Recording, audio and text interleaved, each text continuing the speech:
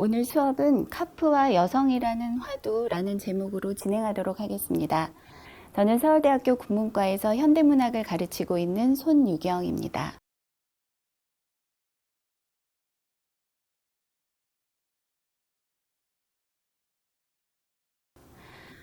오늘 다루게 되는 주제는 카프의 중요했던 작가들이 여성 인물을 어떻게 형상화하는지, 그리고 카프에 소속되어 있지는 않았지만 식민지 시기에 굉장히 중요한 사회주의 페미니즘적인 경향을 보여주었던 여성 작가들에 대해서 다뤄보고자 합니다.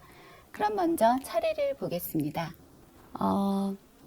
오늘 크게 세 가지 파트로 나누어서 수업을 진행할 텐데요.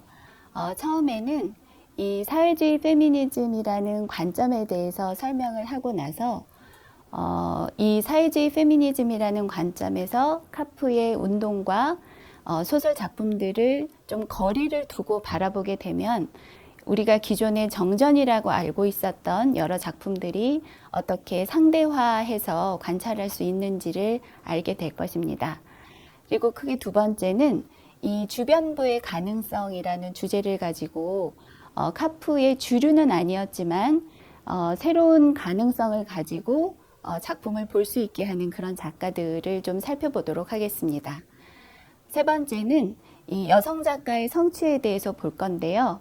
앞에 두 이야기, 그러니까 거리두기와 엿보기가 중요한 남성 작가를 중심으로 이야기가 진행된다면 세 번째 파트인 마주하기에서는 강경애라는 중요한 작가를 중심으로 이야기를 나눠보도록 하겠습니다.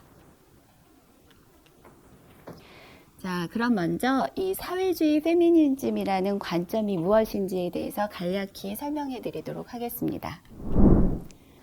사회주의 페미니즘이라 요약해서 말하자면 마르크스주의 페미니즘과 레디컬 페미니즘의 결합이라고 할 수 있겠습니다.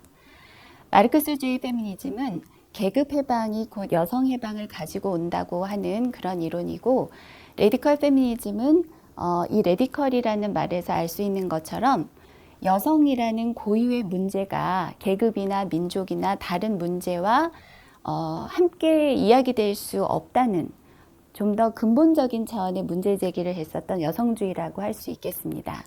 그래서 예를 들면 가정 안에서 이루어지는 아내 폭력이라든가 아니면 이 여성의 출산, 육아 이런 우리가 흔히 사적인 영역에서 이루어지는 여러 가지 재생산 노동 같은 것들도 여성주의에서 본격적으로 다루어져야 한다고 생각했었던 그런 페미니즘인데요. 이 사회주의 페미니즘은 이렇게 계급 해방을 중시하는 마르크스주의 페미니즘과 여성의 사적 영역에서의 해방을 이야기하는 이런 레디컬 페미니즘의 결합으로 현재까지 큰 영향을 미치고 있는 사조입니다.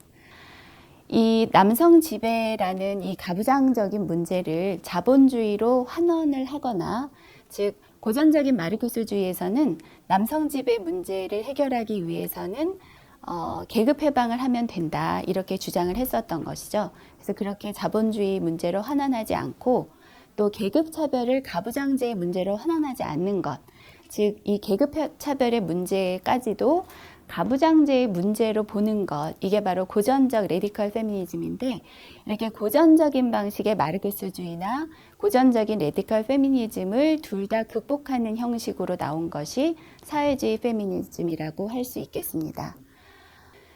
여성학자이신 정희진 선생님은 이 사회주의 페미니즘에 대해서 이렇게 정리한 바 있습니다. 섹슈얼리티의 정치 경제화와 마르크스주의의 젠더화, 이 두 가지 작업을 같이 하기 위해서는 사회주의 페미니즘이라는 이론적인 어떤 토대가 필요하다 이렇게 말씀을 하셨는데요.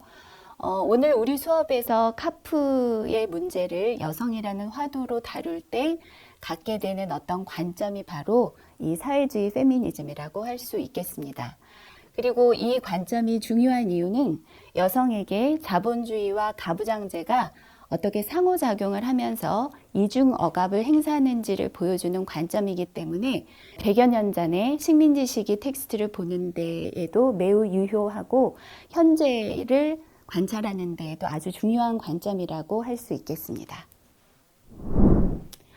자, 그러면 이런 관점을 바탕으로 우리에게 잘 알려진 카프의 대표작들, 즉 정전이라고 알려져 있는 작품 몇 개를 상대적으로 상대화해서 바라보도록 하겠습니다.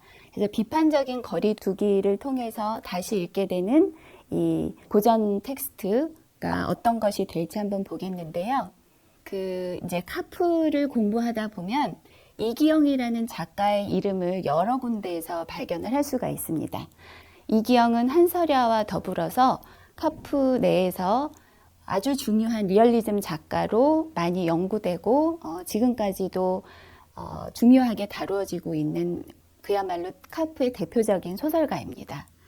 그런데 이기영이 1933년부터 34년 사이에 조선일보의 고향이라는 장편 소설을 연재를 한 적이 있는데요. 그 당시에 1930년대 카프의 중요한 비평가들이 이기영의 고향에 대해서 내렸던 어떤 표준적인 해석은 여기 보시는 것처럼 카프 리얼리즘 소설의 최고봉이다. 이렇게 카프 비평가들이 이기영의 고향에 대해서 카프 리얼리즘 소설의 최고봉이라고 평가를 한 이후로 1980년대, 90년대 그리고 최근에 이르기까지도 많은 연구자들이 이기영의 고향을 카프의 대표작, 카프 최고의 리얼리즘 소설이라고 평가하는데 큰 이견은 없습니다. 우리가 이 수업에서 바라보고자 하는 것은 이 고향이라는 장편 소설에서 매우 많은 여성 인물들이 등장을 하는데 이렇게 비중 있게 다루어지는 여성 인물들을 이 사회주의 페미니즘이라는 관점, 앞에서 우리가 다루어 봤던 그 사회주의 페미니즘의 관점에서 다시 바라보게 된다면 이기영 소설의 어떤 특징들이 새롭게 드러날까 하는 것입니다. 그래서 여성 인물을 비중 있게 다루는 이기영 소설에서 새로운 특징들을 추출을 해내고 그것을 조금 더 비판적인 관점에서 보고자 하는 것입니다. 네, 이런 관점에서 고향을 다시 읽을 때 우리가 주목하게 되는 것은 여성 인물을 남성 주인공이 어떻게 관찰하고 형상화하는가라는 문제일 것입니다. 제가 여기에 지금 여성이라는 타자에 대한 작가의 공식적인 입장이라는 표현을 써놨는데요. 실제로 이기영은 카프의 주요 비평가는 아니었지만 여러 지면에서 자신의 사회주의자로서의 입장을 밝히는 글을 쓰곤 했습니다. 특히 여성의 지위에 관한 이기영의 글을 보면 여성이라고 하는 중요한 인간에 대해서 기존의 그 이해도가 너무 낮았다. 그래서 새로운 마르크스주의적인 입장에서는 여성이 비단 술이나 이런 것처럼 취하게 하는 그런 유혹자의 입장, 이런 식으로만 볼 것이 아니라는 이론적인 입장을 가지고 있었습니다. 그래서 여성이라는 타자를 적극적으로 인간으로 대우해야 된다. 그런 관점을 가지고 글을 쓰기도 했었는데요. 실제로 이기영이 남긴 그러한 그 비평문들을 보면 여성이라는 타자를 휴머니즘적인 관점에서 적극적으로 고려하고자 한다는 점을 알 수가 있습니다. 이렇게 여성이라는 타자에 대한 작가의 이론적인 입장도 중요하지만 사실 소설 작품이라고 하는 것은 작가의 어떤 이론적인 입장을 그대로 반복하는 것만은 아닙니다. 소설이라고 하는 것은 작가의 어떤 공식적인 입장으로 환원되지 않는 어떤 잉여의 영역이 많이 존재하는데요. 특히 우리가 고향에서 살펴봐야 할 지점들은 작가가 자연이나 땅, 또 유토피아, 공상, 여성, 본성과 같은 문제에 대해서 어떻게 무의식적으로 지향을 하고 의존을 하는지, 그리고 또 그것에 대해서 의식적으로 반발 또는 거부를 하는지를 살펴보는 것이 흥미로운 관찰 지점이라고 할 수 있습니다. 다시 말하자면 이 이기영이라는 작가에게는 이론가로서의 입장도 있지만 소설가로서의 다소 다른 입장도 있다. 그래서 고향을 다시 읽을 때에는 이렇게 작가 내부에서 벌어지는 어떤 갈등이랄까요? 이런 것들을 충분히 고려하면서 고향이라는 텍스트를 읽어볼 필요도 있겠습니다. 그리고 이런 관점에서 여성을 어떻게 남성 주인공이 관찰을 하는가를 볼 때 두드러지는 것은 여성을 자연처럼 그리고 자연을 여성처럼 묘사한다는 점을 알 수가 있습니다.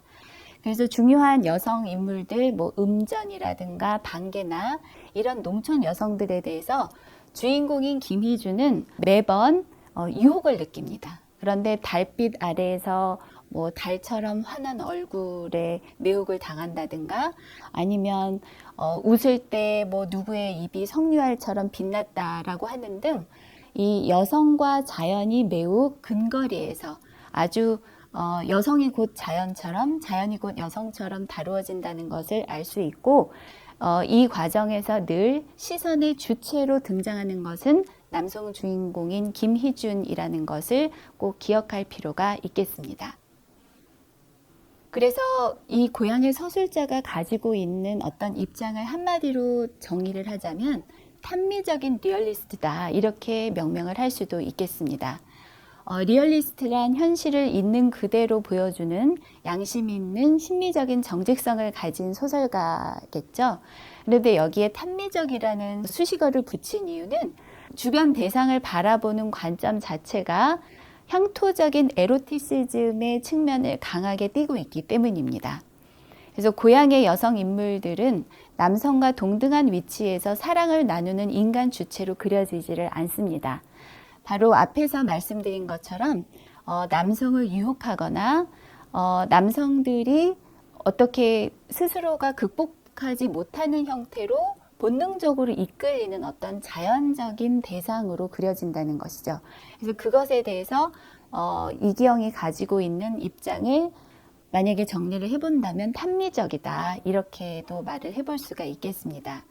그리고 이 여성 인물들은 남성을 취하게 만드는 대상, 그러니까 특히나 주인공 김희준을 유혹해서 취하게 만드는 대상으로 그려진다는 점에서 앞에서 이기영이 이론가로서 가졌던 입장, 여성을 술이나 이런 것처럼 취하는 존재로 대우해서는 안 된다라고 말했던 그런 이론적인 입장과 상당히 다르다는 점을 알 수가 있겠죠. 그리고 여기서 김희준은 매번 이 불가사의한 금욕주의를 이렇게 내세우게 되는데요. 여러 인물들이 번갈아 가면서 자기를 유혹을 하지만 끝내 그 유혹에 굴복하지 않는 장면들이 여러 번 반복되어서 등장을 합니다. 다시 말하자면 이 김희준이라고 하는 이 인물, 이 남자 주인공인 김희준이 고향인 원터를 아주 이제 노농 동맹을 통해서 새롭게 갱생시키기 위한 노력을 하는 과정 속에서 여러 자연적인 유혹들을 극복해 나가는 그러한 인물로 그려지고 있음을 알 수가 있겠습니다. 그런데 이러한 특징에서 추출되는 좀 더 중요한 문제는 고향에는 생산과 재생산 이 두 가지가 서로 다른 위계를 가지고 생산은 쾌락의 영역으로 재생산은 공포의 영역으로 그려진다는 점이 주목이 됩니다. 조금 더 설명을 해보자면 고향에서는 출산을 하는 여성 인물들이 없습니다. 아예 출산 시기를 놓쳤거나 아니면 자연재해를 만나서 유산을 한다든가 아예 자녀 계획이 없는 그런 이제 가족 구성들이 많이 등장을 하는데요. 출산을 하는 여성 인물이 없다는 것이 이 고향이라고 하는 공동체의 매우 큰 특징이라고 할 수가 있습니다.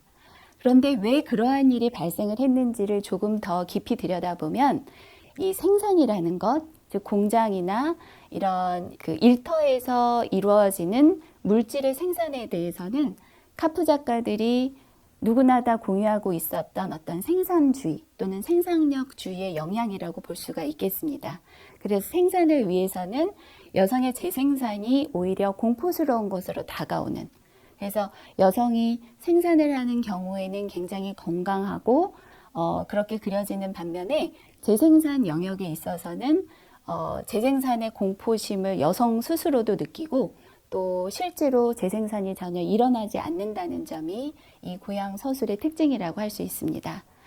그러니까 이 남성적인 영역이라고 이해되어 온 이 생산 부분에 여성들이 동등하게 참여를 하면 그것이 매우 그럴듯하게 그려지지만 이 노동력의 재생산이라는 문제에 이르르면 거의 이 소설은 침묵을 하고 있다고도 볼 수 있습니다. 그래서 출산을 한 여성인물이 없기 때문에 원터라는 고향은 재생산 없는 공동체라고도 명명을 해볼 수가 있습니다. 그런데 이 재생산 문제에 대한 이기영의 관점이 왜 문제적인지를 생각해 볼 필요가 있겠죠. 전통적인 마르크스주의에 대해서 사회주의 페미니즘은 이렇게 비판을 해왔습니다. 즉, 계급해방이 곧 여성해방을 가져올 것이라는 전통적인 마르크스주의는 섹슈얼리티와 사랑, 또 출산 자체에 내재되어 있는 권력관계를 간과하고 그것을 비정치적인 또 비역사적인 영역으로 간주했다는 것이죠. 그러니까 앞에 이야기했던 것처럼 전통적인 마르크스주의에서는 계급해방이 자연적으로 여성해방을 가져올 것이라는 관점에서 운동을 진행을 했습니다. 그러나 레디컬 페미니즘의 영향으로 그런 것이 아니다. 계급해방이 자동적으로 여성해방을 보증하는 것은 아니라는 관점이 이제 그 영향을 미쳐서 사회주의 페미니즘을 형성시켰다고 할 수 있겠는데요. 그래서 섹슈얼리티와 사랑, 출산이라고 하는 문제에 내재된 권력관계가 매우 중요한 분석의 대상이 되게 됩니다. 그런데 이렇게 이해를 하게 되면 고향에서 전혀 재생산이 이루어지지 않는다고 하는 문제는 사회주의 페미니즘의 관점에서 매우 중요한 문제라고 할 수가 있겠습니다. 왜 그러한가? 이 고향에서는 왜 출산이 이루어지지 않는가에 대해서 사회주의 페미니즘의 관점에서 다시 한번 깊게 생각을 해볼 수 있다는 것이죠. 이 생명과 노동력의 재생산이라는 관점에서 고향을 다시 읽는다면 재생산 문제를 남성의 본능적 정욕이라는 불가지한 변수에 맡겨버렸다는 것이 가장 큰 문제로 지적이 될 수가 있겠습니다. 다시 말하면 이 재생산 문제가 얼마나 중요한 사적이고 공적인 문제들을 가져오는지에 대해서 소설은 거의 침묵을 하고 남자 주인공인 김희준이 여성에 대해서 어떻게 유혹을 느끼고 그리고 그 유혹을 어떻게 극복하는가라는 서사만 두드러지게 나타나는 바람에 재생산 문제가 정치경제학적으로 제대로 다루어지지 못하고 이 김희준이 가지고 있는 어떤 성욕이라든가 그것을 누르고자 하는 의지 이런 문제로 매우 협소하게 다루어졌다는 점이 문제라고 할 수 있습니다. 이렇게 생산의 위대한 힘을 예찬을 하고 임신과 출산이라는 재생산 회로에 대한 공포를 보여준다는 점이 다시 읽는 고향 서사의 핵심이라고 할 수 있습니다. 생산 노동에 종사하는 모든 인물들은 매우 건강하고 활기찬 인물들로 형상화가 되고 임신과 출산은 아예 일어나지 않거나 임신을 하면 어떡하나 또는 출산을 하면 어떡하나라는 어떤 공포를 가지고 있는 인물들이 다수 등장한다는 점이 고향 서사의 특징입니다. 정리하자면 생산 현장의 노동자를 향한 작가 또는 서술자의 어떤 흠모, 찬탄이라는 시선이 여기서 강하게 간취가 됩니다. 특히나 여성 주인공인 갑숙, 이후에는 오키로 개명을 하는데요. 이 갑숙이라는 인물은 나중에 여직공으로 재탄생함에도 불구하고 끝끝내 이 공동체의 리더가 아닌 자기 아버지인 안승학의 죄를 대속하는 희생양으로 처리가 됩니다. 다시 말해 갑숙이라는 인물이 가지고 있는 어떤 사상적인 비중이라든가 서사 안에서의 중요한 위상에도 불구하고 김희주는 끝내 중요한 공동체의 리더로서 기능을 하지만 갑숙은 그렇지 못하다는 것이 굉장히 문제적인 지점이라고 할 수가 있겠습니다. 이제 두 번째는 엿보기입니다. 앞에서 이기영의 고향을 통해서 우리가 사회주의 페미니즘의 관점에서 기존에 잘 알려진 카프의 대표작을 거리두기 하면 어떤 점을 비판적으로 볼 수 있는가에 대해서 논했다면 이번에는 카프 조직에서 비주류에 속했었던 주변부에 속했었던 작품을 살펴보면서 새로운 가능성을 엿보는 작업을 해보겠습니다. 그래서 흔히들 비주류라고 이해되어 왔었던 그런 작가들을 새롭게 자원화해보는 것이 이번 파트의 목적입니다. 송영이라는 카프 작가에 대해서 여러분들이 들어보셨는지 잘 모르겠는데요. 앞에 이야기했었던 이기영에 비하면 송영은 그야말로 비주류라고 할 수가 있겠습니다. 송영은 팔봉 김기진과 같은 해인 1903년도에 출생을 했고, 박영희나 김기진처럼 잘 알려진 카프의 주역들이 일본에서 유학을 할 때 유리공장의 견습工노릇을 했었던 매우 독특한 이력의 소유자입니다. 그런데 이 송영이 가지고 있는 독특한 위치는 김기진이나 박영희가 문단 안에서 자신들의 영향력을 발휘하고자 했다면, 송영은 현장에서 학교나 또는 공장이나 이런 곳에서 문화운동가로서의 정체성을 강하게 유지하고 있었던 사람입니다. 그래서 송영은 벽소설이라든가 아니면 극작가로서 많은 희곡을 창작을 하기도 했고요. 그래서 이 카프 안에서는 김기진이나 김팔봉, 그리고 임화, 김남천처럼 이후 문학사에서 자주 언급되는 작가들과 다르게 매우 다양한 작품들을 창작했음에도 불구하고 비주류적인 위치를 지속적으로 그렇게 평가되어 왔었던 작가입니다. 그런데 이 송영이 남겨놓은 여러 단편소설 중에서 오늘은 석탄 속의 부부들과 우리들의 사랑이라는 두 작품을 통해서 예전에 송영에 대해서 내려졌던 어떤 상반된 평가를 다시 읽어보고 그 안에서 지금의 관점에서 송영 작품의 새로운 의미를 어떻게 발견해낼 수 있을까 좀 생각을 해볼까 합니다. 먼저 그때 당시에, 그러니까 1920, 30년대에 송영 소설에 대해서 카프 비평가들은 어떻게 평가를 했었는지 간단히 살펴보겠습니다. 한서련은 송영에 대해서 이렇게 평가를 했습니다. 사랑에 의한 의식의 결정이라는 만류 유심론의 밀수입다. 매우 비판적인 관점이죠. 또 민병이라는 사람은 실패한 작품, 낭만적인 작품, 비현실적인 작품이고 카프가 지향하는 과학적 사회주의에는 한참 미달된 작품이다. 이렇게 비판을 한 바가 있습니다. 그러나 상반되는 평가도 우리가 발견을 할 수가 있는데요. 이 임화는 이런 식으로 말을 했습니다. 형이, 여기서 말하는 형은 송영입니다. 형이 우리 조선의 진보적인 문학, 예술운동의 역사 가운데서도 반드시 차지해야 할 영예에 있는 지위가 있다.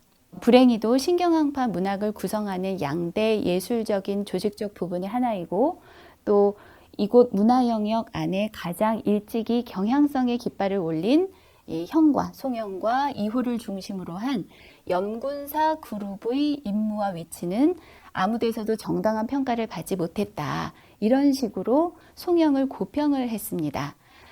여기서 염군사라는 그룹 이름이 나오죠. 제가 조금 아까 말씀드렸던 박영희와 김기진이 파스큘라라는 카프 조직의 중요한 한 축을 담당을 했었다면, 염군사 그룹은 현장 활동가 출신들의, 사회운동가 출신이었던 사람들의 무리였는데 그 중에서 가장 중요한 역할을 했던 것이 바로 송영입니다. 즉 카프는 파스큘라 계열과 염군사 계열의 어떤 경쟁 구도 속에서 창설이 되었다고 볼 수가 있겠고, 이후 염군사 계열에서는 파스큘라 계열이 가지고 있었던 어떤 문단적인 영향력을 중요하게 생각을 해서 두 그룹이 같이 만나게 되었다. 이렇게 생각을 하셔도 좋겠습니다. 그러면 송영이 남겨놓은 1928년도, 29년도 작품 석탄 속의 부부들과 우리들의 사랑을 다시 읽어볼까요? 노동자 연인과 또는 노동자 부부를 동시에 등장시킨 매우 희귀한 사례라고 할 수가 있겠는데요. 송영의 1920, 30년대 소설에는 혁명과 사랑, 또는 조금 가볍게 말하자면 이 운동과 연애가 근거리에 배치되어서 묘사된다는 특징이 있습니다. 그리고 이 특징 속에서 우리가 발견할 수 있는 중요한 점은 지식인 남성 주인공의 내면 묘사에 서술자가 별 관심을 기울이지 않는다는 것입니다. 지식인 남성 주인공의 내면 묘사에 관심이 없는 것이 왜 중요한가를 생각해 볼 수가 있겠죠. 카프의 주요 작가들은 지식인 남성 주인공의 내면 묘사에 큰 관심을 기울여 왔습니다. 그것은 사랑과 운동의 문제를 다룰 경우에도 마찬가지였는데요. 남성 주인공이 혁명과 사랑을 사이에 놓고 고뇌하는 문제, 내가 연애를 하게 되면 이 사회가 필요로 하는 혁명을 진행할 수 없다. 그런 식으로 괴로워하는 지식인 남성의 어떤 내면이 매우 중요한 소설적 형상화의 영역이었다면 송영은 그런 식으로 사랑과 이 연애의 이야기를 다루지 않습니다. 송영에게는 운동과 연애의 문제가 매우 중요한 일상적인 관점에서 근거리에서 관찰이 되고 있죠. 그래서 연애를 통해서 새롭게 자기의 정체성을 발견을 하고 또 운동이라고 하는 것이 실제 생활과 유리되어 있는 것이 아니라 실생활 속에서 우리의 일상 속에서 얼마든지 실천되고 추구될 수 있다는 점이 그려지고 있습니다. 그래서 노동자가 연인으로 또는 부부로 등장을 할 때 송영이 초점을 두고 있는 것은 남성 주인공의 내면이 아니라 이 두 연인이나 부부가 어떠한 권력관계를 가지고 일상적인 삶을 살아나가고 있는지를 관찰을 하는 것입니다. 그래서 송영 소설에서 이 생활이나 일상이라고 하는 것은 이념적인 지식인의 황폐한 내면을 상징하는 것이 아니라 노동자, 특히 여성 노동자의 생생한 고민과 희망을 담고 있는 살아있는 현장임을 알 수가 있습니다. 그래서 이 석탄 속의 부부들과 우리들의 사랑이라는 텍스트에 대해서 카프 비평가들이 내렸던 어떤 비판적인 지점들은 지금의 관점에서 다시 새롭게 독해해 볼 필요가 있겠습니다. 우리들의 사랑을 조금 더 자세히 살펴볼까요? 이 소설은 영노와 용희라는 두 주인공이 등장을 하는 소설입니다. 영노와 용희는 둘 다 노동자인데 동경에서 어렵사리 재회를 하게 되는 과정이 그려져 있습니다. 여기서 주인공인 용희는 엿장수가 되어서 헤어졌던 영노를 직접 찾아 나서고 또 영노가 느끼는 불안과 공포를 잘 잠재워주는 그런 인물로 등장을 합니다. 특히나 주목이 되는 것은 이 용희라는 인물이 가지고 있는 적극성과 능동성인데요. 앞으로 우리는 이러이러한 사랑을 나눌 것이다. 우리는 부르주아 사랑과는 다르게 운동도 해야 하고 연애도 해야 되기 때문에 우리가 나누게 되는 사랑은 매우 독특하고 또 굉장히 가치 있고 그런 거다. 이런 대화를 하는 과정에서 용희가 이런 대사를 말을 합니다. 나도요, 실상은 당신만큼은 해요.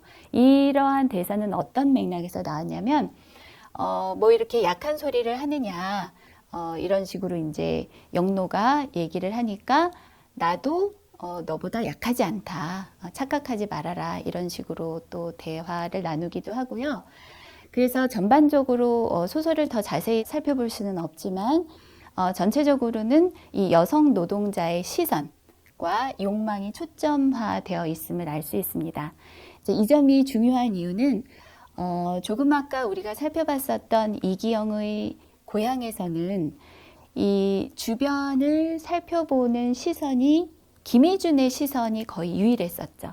주변에서 발생하는 사건들이나 여성을 객체화해서 관찰하는 그 여성이 아닌 남성의 시선만이 간치가 되었다면 이 송영의 소설에서는 여성 노동자의 시선, 여성 노동자가 자신의 그 사랑하는 대상이나 이 주변 사건들을 어떻게 관찰하는지가 잘 드러나 있고 그 여성 인물이 어떤 욕망을 가지고 있는지도 비교적 잘 드러나 있는 그런 소설이라고 할 수 있겠습니다.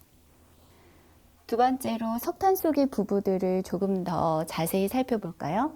이 소설에서도 주동 인물들은 아내입니다. 두 커플이 등장을 하는데 두 커플 모두 노동자 부부입니다. 그런데 이 부부들이 맞닥뜨린 문제는 남성 주인공들이 언젠가 검속이 될지 모르는, 그래서 조합을 결성을 한다든가 시위를 주도한다든가 이런 이제 노동쟁의 현장에서 언제든 그 취취 당할 수 있는, 그러니까 언제든 붙들려갈 수 있는 그런 불안한 상황 속에서 아내들이 얼마나 서로의 마음을 헤아리면서 심정적으로 결속을 하는지가 감동 있게 그려진 소설인데요. 여기서 제가 주목하고 있는 문제는 이 동지인 B와 자기 자신 사이를 의심하는 남편에게 아내가 직언을 하는 내용이 굉장히 재미가 있습니다. 이 A라는 노동자는 조금 소심하고 자기 아내가 자기 동지인 B와 가깝게 지내는 것을 매우 불쾌하게 여기면서 의심을 하는데요. 그런 모습을 보면서 아내가 이렇게 말을 합니다. 운동을 전력을 들여 하시든지 살림을 당분간 전문으로 하시든지 둘 중에 하나를 하라. 당신은 공연이 중간에서 어정쩡하기 때문에 운동에서도 큰 성적을 못 나타내고 집안도 이꼴을 만들어 놓은 것이 아니냐. 이제 이런 식의 직언을 합니다. 사실 카프 작가들이 남겨놓은 소설 중에서 아내가 직접 나와서 운동을 하든지 살림을 하든지 둘 중에 하나라도 정확히 해라. 이런 식으로 말을 하는 경우는 거의 찾아볼 수가 없습니다. 그래서 이 주동 인물줄 중에서 이 아내가 차지하는 비중은 상당히 크다고 할 수 있겠습니다. 그래서 동지들 사이에서 방황하는 남편을 붙들어주는 사람도 아내이고 이 동지와 자기 아내 사이를 의심하는 남편을 제대로 각성시키는 것도 아내라는 점이 중요합니다. 전체적으로 송영소설의 의의는 이렇게 정리를 해볼 수가 있겠습니다. 당시 카프 비평가들에 의해서 생활이라는 말은 혁명에 투신한 지식인 남성에 의해서 버려진 사람들의 비루하고 남루한 공간이라는 의미가 컸었습니다. 그렇지만 송영소설 속의 노동자 인물들은 생활을 버리지 않고 혁명을 하는 방법, 즉 생활과 운동이라고 하는 것이 결코 먼 거리에 있는 것이 아니라는 점을 알려주고 또 운동을 생활화하는 방법을 찾고자 분투하는 인물들입니다. 특히나 여성 노동자들의 활약이 대단히 인상적이라고 할 수 있겠죠. 또 설령 운동에서 패배할지라도 철저히 패배자의 심리에 매몰되지 않을 수 있는 길이 암시되어 있는데요. 이것은 남자 주인공들이 스스로를 영웅으로 자처하지 않기 때문에 가능한 일입니다. 설령 혁명을 하지 못한다 하더라도 사회적으로 유명해지지 못한다 하더라도 자기가 사적 영역에서 얼마든지 할 수 있는 일이 있다는 것을 깨닫는 것이 다시 말하면 스스로를 영웅으로 자처하지 않는다는 것이 이 새로운 자부심의 근거로 작용하고 있음을 알 수가 있겠습니다. 앞에서는 이기영 소설을 통해서 카프의 대표작을 거리두기 하는 작업, 또 송영이라는 소설가를 통해서 카프 소설 속에서 새로운 가능성을 엿보는 작업을 했다면 지금부터는 여성 작가의 성취를 발견을 해보는 작업을 해보도록 하겠습니다. 지금 우리가 살펴볼 작가는 강경애라는 인물인데요. 강경애의 인간 문제라는 장편 소설에 나타나는 사회주의 페미니즘의 단초를 한번 살펴보고 궁극적으로는 이 카프와 구인회 중심의 문학사를 젠더화한다는 것, 다시 말해서 전위가 되고자 한다는 욕망 자체가 사실은 얼마나 젠더화된 구조를 보여줬는지를 폭로하는 그런 작업으로 새롭게 읽을 수 있다는 점을 논해보고자 합니다. 그럼 조금 더 자세히 살펴볼까요? 네, 강경애는 1906년에 태어나서 1944년에 세상을 뜬 우리나라의 대표적인 여성 작가입니다. 강경애의 문학적 성취에 대해서는 기존에 많은 연구자들이 주목을 해왔는데요. 우리가 지금 집중적으로 보고 있는 텍스트는 인간 문제라는 대표적인 장편 소설입니다. 강경애의 인간 문제는 주인공인 선비와 첫째라는 두 인물이 서로 다른 방식으로 농촌을 떠나서 도시에 가서 노동자로 거듭나는 과정을 그리고 있는 소설입니다. 그런데 주인공 선비와 첫째가 어린 시절에는 순수한 어떤 동심 같은 것을 보이면서 서로 좋아하다가 한 사람은 이 지주로부터 성폭력을 겪게 되고 첫째는 또 지주로부터 여러 가지 이제 소작하던 밭을 떼이는 등의 이런 경제적인 착취를 겪으면서 조금씩 각자가 성장을 해 나가는 과정을 보이게 됩니다. 그런데 주인공인 선비를 통해서 이 강경애가 특히나 역점을 두어서 그려내고자 했었던 것은 선비가 겪는 성차별과 성폭력 그리고 계급차별이 실제로는 자본주의와 가부장제 속에서 어떻게 맞물려 돌아가는지를 보여준다는 점에 있습니다. 다시 말하면 자본주의가 강요하는 이런 계급차별이 가부장제 속에서 훨씬 강화가 되고 가부장제에 의해서 나오게 되는 이런 여성차별, 여성착취가 자본주의를 통해서 얼마나 더 강화되는지를 보여준다는 점입니다. 실제로 이 지주인 정도코는 선비에게 성차별과 계급적인 차별을 동시에 하고요. 또 이 공장 감독도 성폭력과 계급차별을 동시에 자행하는 그런 인물들로 그려지고 있습니다. 그래서 강경애의 인간 문제를 다시 읽을 때 우리가 주목해서 생각해야 될 점은 그 당시에 매우 강렬한 사회주의 페미니즘의 지향성을 보여주었다는 점에 있을 것입니다. 이 지주인 정도코와 공장 감독에게 성폭력 피해와 경제적인 착취를 동시에 당하는 주인공인 이 선비는 끝내 공장 노동자로서 비극적인 삶을 마감을 하게 됩니다. 워낙에 병약했었기 때문에 공장 노동을 견디지 못하고 나중에 죽음을 맞이하게 되는데요. 사실 선비가 죽음을 맞이하기 전에 첫째와 재회를 하게 됩니다. 첫째와 재회를 하는 과정 속에서 삐라라는 매우 중요한 소설의 소재가 등장을 하는데요. 선비는 자기에게 전달되는 이 삐라가 과연 어떤 사람이 나에게 이렇게 비밀스럽게 쪽지를 보내는지에 대해서 매우 궁금해하는 장면이 나옵니다. 그래서 자세히 들여다보면 삐라가 가지고 있는 속성, 비밀스러웠고 또 발각되지 말아야 된다는 그런 속성이 마치 연애 편지와 비슷한 속성을 가지고 있습니다. 그래서 공장 바깥의 노동자인 첫째가 선비가 속해 있는 공장에 삐라를 전달한다는 설정이 첫째의 진심, 선비를 향해서 첫째가 가지고 있는 그런 연애의 감정이 연애 편지처럼 선비에게 전해진다는 그러한 이중적인 의미로 해석을 할 수도 있겠는데요. 어쨌거나 선비는 공장 노동자로서 매우 비극적인 죽음을 맞이를 하게 됩니다.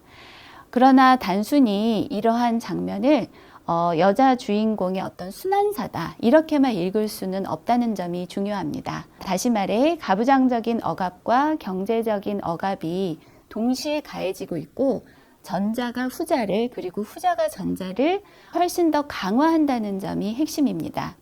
여성에게 자본주의와 가부장제가 어떻게 상호작용하면서 이중 억압을 행사하는지가 선비의 비극적 삶을 통해서 매우 리얼리스틱하게 그려졌다는 것이 인간 문제의 현재성이라고 할 수 있습니다. 그런데 사실 우리가 정말 주목해야 할 것은 강경애가 포착했었던 이 식민지 시기의 현실, 1930년대의 현실과 21세기 대한민국의 현실이 본질적으로 다르다고 할 수 있을까 하는 점입니다. 지금도 언론에서 심심찮게 보도되고 있는 직장 내 성폭력 문제라든가 그리고 가정 안에서 이루어지는 성착취나 또는 이런 노동력 착취 이런 문제들이 사회주의 페미니즘이라고 하는 예전에 강경애가 강렬하게 보여주었었던 관점 속에서 새롭게 읽힐 가능성이 있다는 것이죠. 그래서 인간 문제라는 텍스트 그리고 인간 문제를 통해서 작가 강경애가 하고자 했었던 말들을 현재적인 의미로 곱씹게 된다면 이 사회주의 페미니즘의 현재적인 의미를 새롭게 이해하는 데 큰 도움이 될 것이라고 생각을 합니다. 지금까지 식민지 시기의 사회주의 문예단체였던 카프를 여성이라는 화두와 관련지어서 살펴보았습니다. 이기영의 고향을 통해서는 사회주의 대표작인 사회주의 계열의 대표작을 거리두기를 통해서 상대화할 수 있는 관점을 확보했고요.